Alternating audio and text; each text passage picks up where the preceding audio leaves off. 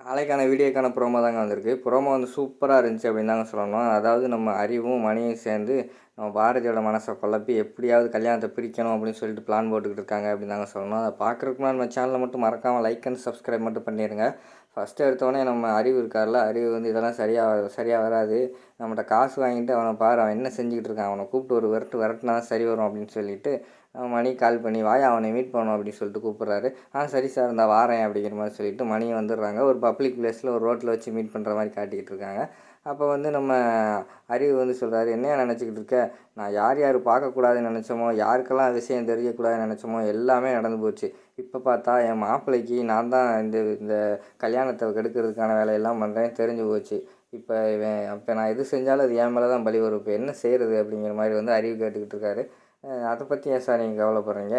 அங்கே வீட்டில் வந்து பாரதி வந்து ரொம்ப குழம்பி போயிருக்கா. அதாவது ஜாதகத்தை கேட்டு வந்ததுலேருந்து பாரதியோட மனசே சரியில்லை, ரொம்ப குழம்பி போயிருக்கா. கண்டிப்பாக கல்யாணம் பண்ணோம்னா ஆதியோட உயிருக்கு ஆபத்துன்னு தெரிஞ்சதுலேருந்து அவள் வந்து ஒரு நிம்மதியாகவே இல்லை. அதனால் அதைத்தான் நம்ம வந்து யூஸ் பண்ணிக்கணும் அப்படிங்கிற மாதிரி சொல்கிறாங்க. அதை எப்படியா யூஸ் பண்ணுறது அப்படிங்கிற மாதிரி கேட்காங்க. அதாவது நம்ம வந்து குளத்தை வந்து குழப்பி விட்டுட்டோம், இனிமேல் மீன் பிடிக்கிறது தான் வேலை. புரிகிற மாதிரி சொல்லியா அப்படிங்கிற மாதிரி வந்து அறிவு சொல்கிறாரு. அதாவது சார், இப்போ பாரதி வந்து நல்லா குழம்பி போயிருக்கா. நம்ம என்ன பண்ணணும்னா அந்த குழப்பத்தை அதிகப்படுத்திக்கிட்டே இருக்கணும் அப்படிங்கிற மாதிரி சொல்கிறாரு. நம்ம அதிகப்படுத்தினோம்னா அவள் வந்து கண்டிப்பாக கல்யாணத்தை நிறுத்துகிற வரைக்கும் போவா அப்படின்னு நினைக்கிறியாயா அப்படிங்கிற மாதிரி வந்து அறிவு கேட்காரு. போவா சார், கண்டிப்பாக போவா. ஆதியோட உயிருக்கு ஆபத்து அப்படின்னு தெரிஞ்சால் கண்டிப்பாக கல்யாணத்தை நிறுத்தி தான் ஆவா அப்படிங்கிற மாதிரி சொல்கிறாங்க. அப்போனா அதுக்கு என்ன பண்ணலாம், அதையே நீ சொல்லு அப்படிங்கிற மாதிரி சொல்கிறாங்க.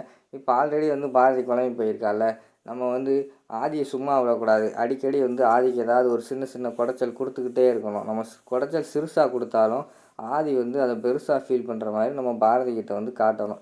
அப்போ தான் பாரதிக்கு வந்து ஒரு பயம் வரும். நம்ம வந்து நிச்சயதார்த்தம் பண்ணதுனால தான் ஆதிக்கு வந்து இந்த பிரச்சனை எல்லாம் வர ஆரம்பிச்சிருக்கு அப்படிங்கிற மாதிரி பாரதிக்கு தோணும். கடைசியில் பார்த்தோம்னா கண்டிப்பாக வந்து பாரதி வந்து ஆதி நல்லா இருக்கணும் அப்படின்னு நினச்சிக்கிட்டு இந்த கல்யாணமே எனக்கு வேண்டாம் அப்படின்னு கண்டிப்பாக சொல்லுவாள். நம்ம சொல்ல வைப்போம் அப்படிங்கிற மாதிரி வந்து அவங்க 2 பேரும் பேசிக்கிட்டு இருக்கிற மாதிரி காட்டிக்கிட்டு இருக்காங்க.